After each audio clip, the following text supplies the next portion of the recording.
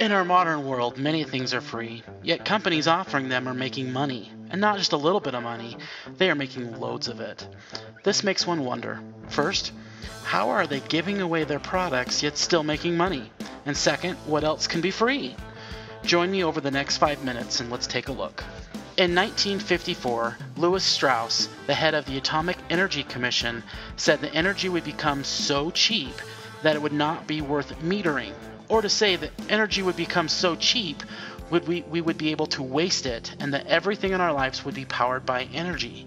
Well, that has not been the case. Energy prices have soared to all-time highs, and there's no end in sight. Or is it just that his vision has yet to come to pass and someday will? Let's look at what an energy-free world could look like. Everything would be powered by electricity, which is cleaner and more eco-friendly, making humans as a people green. With transportation costs being next to nothing, travel would become more popular for both leisure and for work. Technology would boom. Think of all the cool things that would make life better if powering them became no object.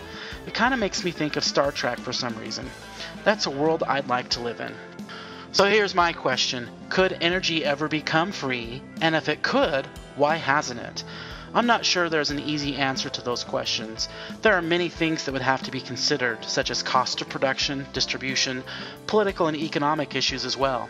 In our current climate, free energy is not something that would go over well for those who are in the business of power production. But it would be nice, well, and a boy can dream. So let's take a look at a couple of free strategies that could be used to make energy free. Freemium is the idea that base products are free, but upgraded or premium access would come at a cost.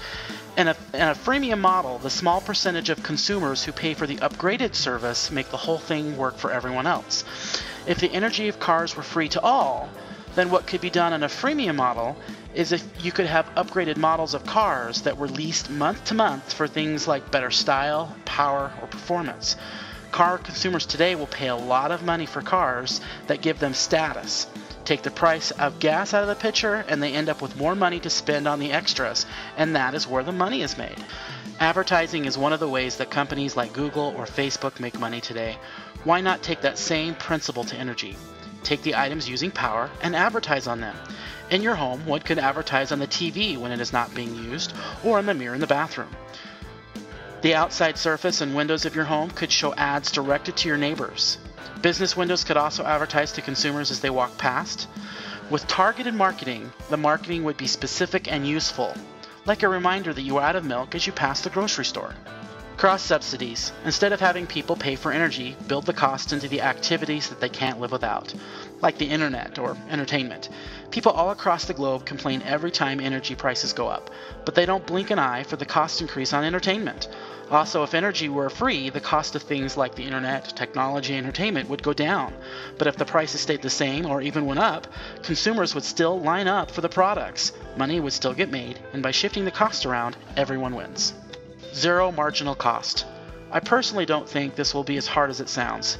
Nikola Tesla, a pioneer in the field of energy and the inventor of the Tesla coil, was reportedly able to distribute energy without infrastructure, like wires, making the cost of distribute energy marginal. Many people feel that the only reason Edison came out on top in their battles for energy dominance was that Edison was better at marketing. So if at the birth of the modern power age, Tesla had the ideas and possibly the ability to produce and distribute power for marginal cost, then it should be possible now. Labor exchange. If we harness the energy of every person in the gym with a hamster wheel, then we'd have all the power we need, right? Well, that's not exactly what I was thinking, but I guess it could work. But the idea is sound. Exchange one thing for another. Let's take cars. If there was a car that produced all the energy it needed to drive, what to do with the energy it could produce when not in use. A simple idea is to collect that unused energy and use it somewhere else. The technology to do just that is being used today in things like windmills. Gift economy. Now this is a tough one. I know there are many wealthy people that are very charitable. However, free energy for the world sounds like asking a lot. The idea of giving out free energy is not new, nor has it gone over well, at least in the movies. Someone just needs to come up with an idea that will make it in the best interest of the current producers of energy to give it away. To me, the other 5 free strategies make a good case. Now we just need something to push it over the edge.